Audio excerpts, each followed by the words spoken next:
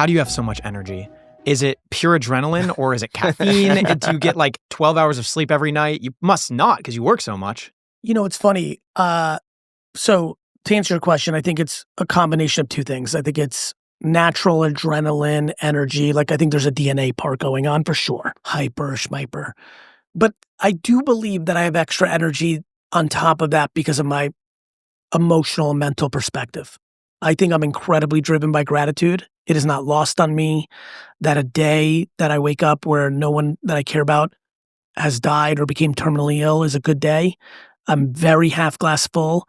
I really thrive on optimism and gratitude. So I'm in a good mood. And when you're in a good mood, you get more done. Like if you're dwelling, you're not as productive. You're not as excited. If you're not happy, like when I'm concerned or challenged, my energy is not as high.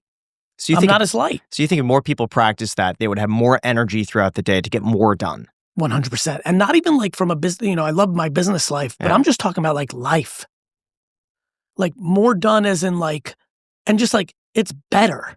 How do you consciously and actively practice gratitude? Is it like a journal or is it every morning It's a conversation with myself. Pretty consistent. I think I'm so deep on this. Like I don't need a journal. I don't need an app. I don't need a guru. I don't need a podcast to listen to get me there. I think I've been on it for so long. In fact, it's a little weird. You catch me at a good time. I've become very introspective. I'm going to go pretty deep with you on this one. Both my parents lost a parent very, very early on.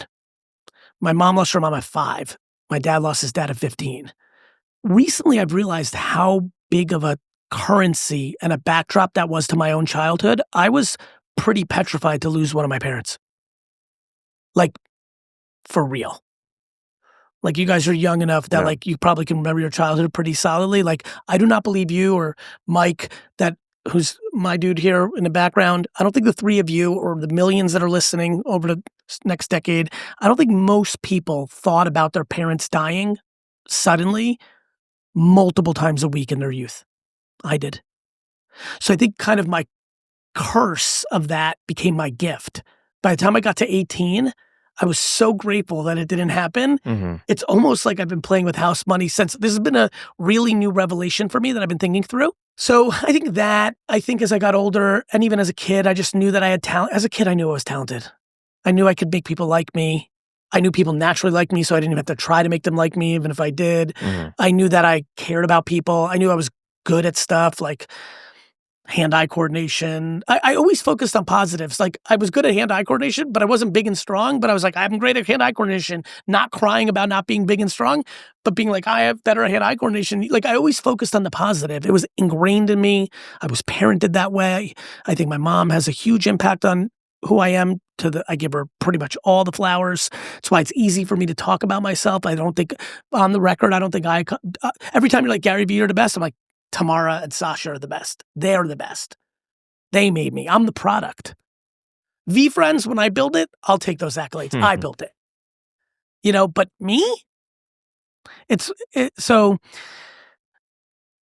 yeah, I think it's so deep, bro. I think like whatever the monks and the Buddhists and like the deepest on anything, you know, like athletes, like how do you move like that? They've been doing it I've been grateful my whole life. It's interesting that it's the gratitude. One thing that's really admirable about you is your ability to be so productive and work so hard.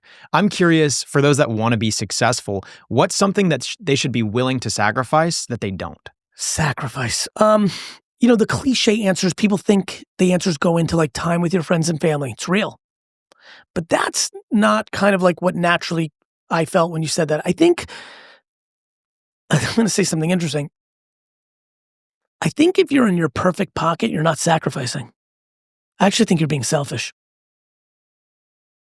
I think what people need to do is find their selfish place. What about for people, though, who want a balance in addition to, let's say, financial success? It depends on what financial success is and what balance is. This is like why these are important combos.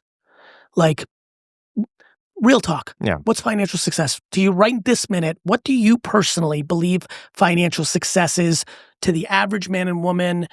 How much do they make in a year? I would say for the average person, probably got to be about $250,000 a year. Great. And that would be enough to... What do you think yours is? For you right now at this point in your life? At this point. Gosh, I think it's an everlasting treadmill. I don't of course think it is. That's why notice I'm asking you the question. Right. For you personally, right this minute, what is financial success in a year?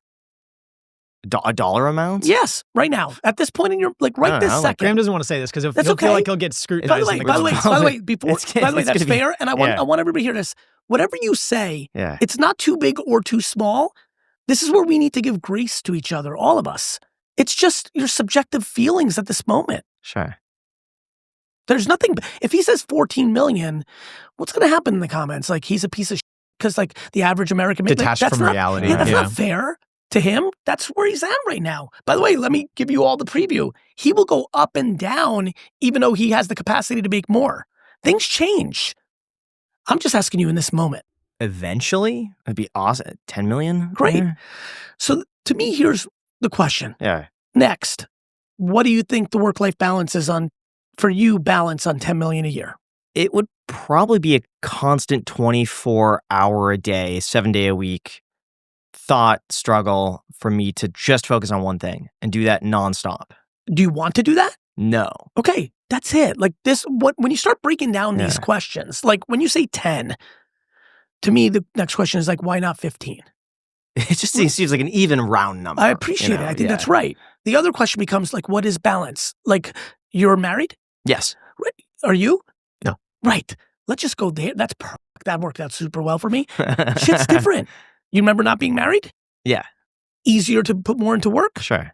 Real. Yeah. Then child, then parent sick, then parent not sick, then burnt out after a while of something and just like, it's not as fun as it was for 6 years. Like, when I did Wine Library TV every day for 5 days a week, I loved it all the way until I didn't like it at all. You guys like this right now? Love it. Love it. I'll tell you, there's going to be a day where you don't. For real. That's okay. Sure. That's just human. So, to answer the question, brother, like, how does one balance it? By being the judge and jury of themselves. Like, whose standard of work-life balance am I supposed to achieve to? Or you? Or you?